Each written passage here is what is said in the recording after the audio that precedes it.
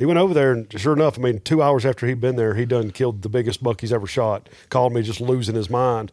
And I mean, there was no, his camera had run out of batteries the week before. He didn't have any kind of data. He didn't know anything. But if you know those dates, I mean, it doesn't matter what's going on. Like the doe, when those does in that spot are in estrus, they're going to go into estrus. It doesn't matter anything. Like I haven't found anything that changes that. There may not be sign because of food, because of water, drought, whatever, but the doe estrus cycles, I've never seen change ever. We had a listener, actually a couple of listeners reach out to us.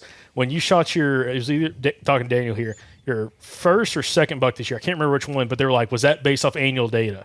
And not Missouri. No, well, not your Missouri. I'm talking your Alabama bucks. Oh, absolutely. So, okay, because we had people asking, like, did you have data? And I was like, I'm going to save it for the podcast because I haven't asked them quite yet. But yeah, the first one was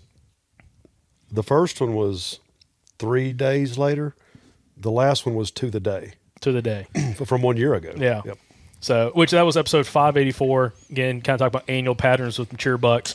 Y'all go check that out. It's on YouTube, all audio platforms. To put it in a nutshell, to make you go listen to it, the whole thing is like if you got, like you mentioned a guy earlier, getting pictures of deer on like December 4th, like bucks coming through December 4th. You should go December 4th next year and be there, right? Yeah, regardless of sign, regardless of anything you find, it's time to hunt. No matter what, no matter weather, no matter moon. Nothing. Just you hunt there. Actually, maybe we should have him tell a story about the guy. Okay, tell a story real quick before we get into it. Of the guy the other day? Uh-huh. Yeah. Well, like he had got this lease down the road from me, and I've hunted the property around it in the past. And I killed 8 bucks in 6 years. 4 of them were on December the 4th. And my time frame was the 2nd through the 7th. That's when all the bucks showed up and didn't have any the rest of the year. Well, he got this land and called asking about when he needed to hunt it, what he needed to do. Well, it was December the 4th when he called me. And I was like, you need to be there now, like right today. And he said, well. You're like, what are you doing? Yeah, like go right now. Leave work. And he talked about it was going, with his son somewhere else that afternoon. I was like, well, if you can't be there tomorrow, whatever, but you need to be over there now. Well, he ended up, his wife's going to watch his son. He's going to go on over there and sit on his green field. So he went over there, and sure enough, I mean, 2 hours after he'd been there, he done killed the biggest buck he's ever shot. Called me just losing his mind. And I mean, there was no, his camera had run out of batteries the week before. He didn't have any kind of data. He didn't know anything. But if you know those dates, I mean, it doesn't matter what's going on. Like the doe, when those does in that spot are in estrus, they're going to go into estrus. It doesn't matter anything. Like I haven't found anything that changes that. There may not be sign because of food, because of water, drought, whatever. But the doe estrus cycles, I've never seen change ever. Yep.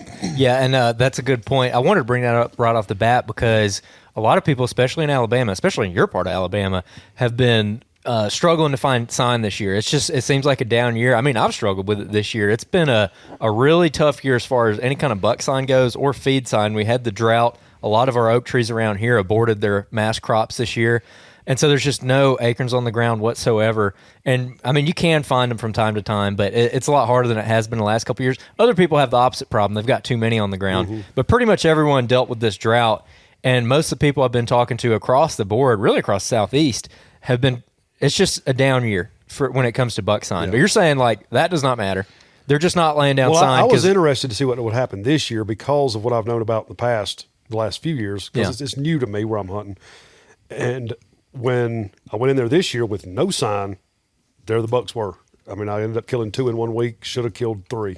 I mean, so it's just, it doesn't change. It really doesn't change. It's kind of discouraging watching these poor guys go in there to their favorite places. There's no sign, and they bounce, and they're out.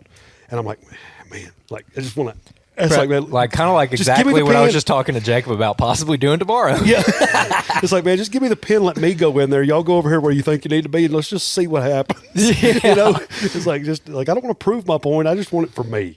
Like, let's just try this. What do you think it is this year when it comes to the sign? Do you think it is the drought? I think it's 100%. I think a lot of it is the drought. It's usually either drought or food, and it's a little bit of both this year. And I think that they just don't feel comfortable. And anytime they don't, then they're not just happy-go-lucky out making a bunch of sign thinking about breeding. Their breeding is just – and that's why a lot of the bucks that I'm mounting, the bucks that I killed, did not have black hocks. Their hormones are just not there.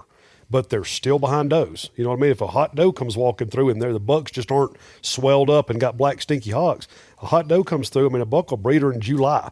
You know what I mean? He don't have to be rutting himself, but I think that's why they're. But there again, the estrus. I'm interested to know if there's any experts out there that would know.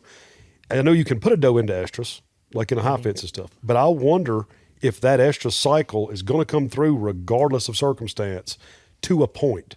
You know what I mean? Yeah. Because from what I'm seeing, the bucks seem to have less hormones going on this year than the does. The does are still consistent, and the bucks are there with them. And that's because of the drought. I'm assuming any kind of stress. I mean, any kind of stress is going to change that. Usually, on the years with really good water, really good food, there's so much sign you don't even know where to sit. Yeah, Michael Perry's talked about that, and we've had other guests in the past when like you have a really good acorn crop year and also just a pretty wet year where you have plenty of moisture and there's a lot of grain growth. That those are the years when you have typically the hardest ruts, as in like heaviest activity. Yeah. But also if there's abundance of food, kind of distributes the deer pretty wide. Right. So you could still have a really heavy rut, but if you're not in that right spot where those does want to be, you might not have a great hunt. But the drought years, and it's like the stress, like you were talking about, like the body weight's being down, and even like the quality of bucks being killed seem to be down, potentially having to do with the stress of the drought. Because I mean, we say a drought.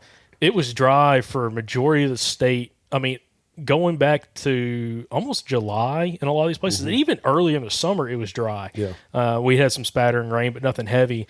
All the way through almost October. Into October, it was extremely dry. So, the October point doesn't really matter because they've already grown their antlers. But during the summertime, when they're trying to, bulk up and build those antlers, not having a ton of great food sources has been a big issue. And also, you mentioned something earlier, just while we're on this topic, about guys that are killing deer on public land that are somewhat close to private land versus way out in the middle of it. Seem like completely different sign, completely the bucks looking Tons, different. yeah, tons of sign closer to private and food, anywhere there's food, and tons of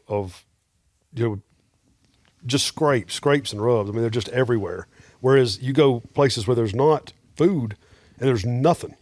I mean, the deer are there, but there's just not the sign. And also the hawks. Like I said, the deer that I'm getting in that are being killed off of public and off of anywhere close to, off of private or close to private or where there's good food sources, those bucks seem to be black hawks stinking. I mean, like full-blown, what we would consider full-blown rut.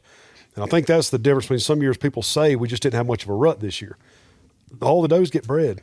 You know what I mean? The bucks are still breeding. There's just, you don't see the rut unless you are right there when a buck comes through chasing a doe. Mm-hmm. So what most people are considering the rut is just a whole bunch of sign, and it's always the same. It's just whether or not the bucks, I think, are hormoned up, and in that mood to just tear the woods to pieces. Interesting. Yeah, we predicted that we were going to get a bunch of listener success stories this year from episode 584, which is the one we did with you about those annual patterns, and we did. I hope so. We got a pile of them. Really, I was hoping it would help. 'Cause, I mean, I know 6 or 8 guys that have killed this year already. That straight up, I had a guy bring me a buck yesterday. As a matter of fact, he listened to that episode. That's how he actually found my shop. Was he had listened to the episode we all, and brought me a giant. He killed. It was like he had this buck on camera like last year, like on that same like 3-4 day period. Went in there, man, and he was like, "Man, this is freaking awesome." The guy, you don't tell us now, but I want to know if that guy wrote in a listener success story. I actually asked him. He said he was going to. Okay, so we hope so. Oh, yeah. Listen. I better see it in the inbox when I start going through them here in a week or two. I mean, a giant from Alabama? Huh? It was from Alabama. Mm-hmm. Oh yeah, I want to see all that. of all of these were. Daggum. All right.